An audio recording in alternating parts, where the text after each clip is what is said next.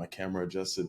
Um, Hello, everyone. Back with another live journaling session, and of course, using mine to help expand on my own journal entries.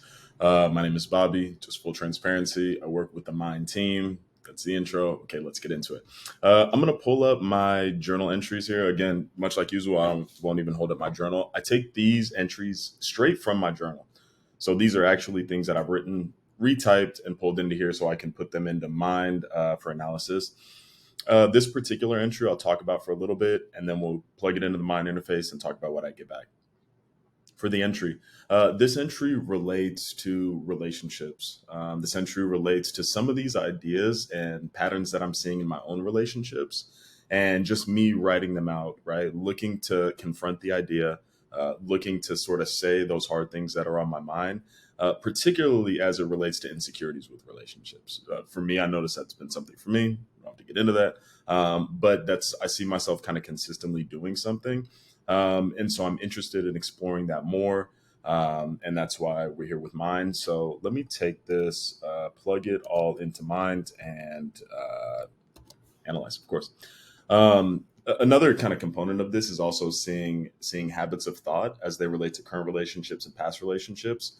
So let's see what Mind gives me back for a summary, some keywords, emotions, and then of course the best part questions. So let's check it out.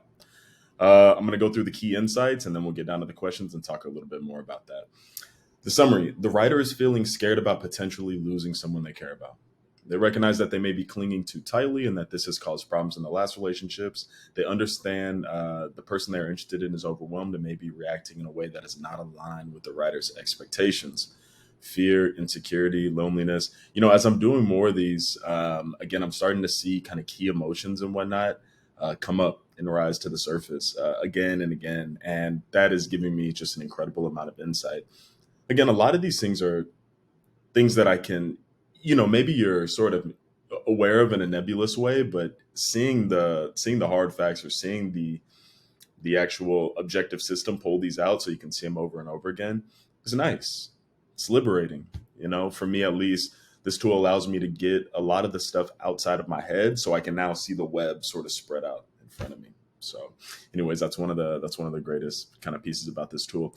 Let's go down to the keywords. So these are words that were actually repeated, like actual words: scared, loss, mind, react, ego. That makes sense. And then of course, this is the best part. So the questions are, of course, questions that will help generate more insight into this particular entry, and hopefully can be prompts for. I use these for prompts for future journal entries. I use them just to meditate on.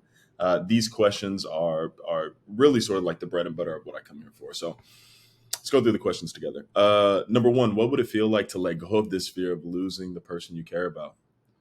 Number two: what has been your experience in the past with feeling overwhelmed and alone? And number three: how can you honor your needs and feelings in a way that also respects the other person's need? So right away, I already go to number one and number two. Before I even get into that, by the way, I just want to caveat: I don't look for Mind to give me the answers. I come to Mind because it helps me see more of the map of myself. Right, as we're developing this tool, I continuously think about that I want to come here so I can continue down the path of finding the answers for myself. So this gives me helpful information to do that. Um, Number one: what would it feel like to let go of this fear of losing the person you care about? I'll just riff on this even for a second. These questions are great because these are, again, like things like an objective friend would ask me, or just like somebody you could really trust would talk to. And I think the one thing that's cool about this question is that inherent in the way that I wrote this entry, um, is the fact that clearly it's part of me, or clearly it's part of the way that I think about relationships, to sort of hold on to this idea, or nah, I really care about you, or oh, I really want to keep this relationship intact.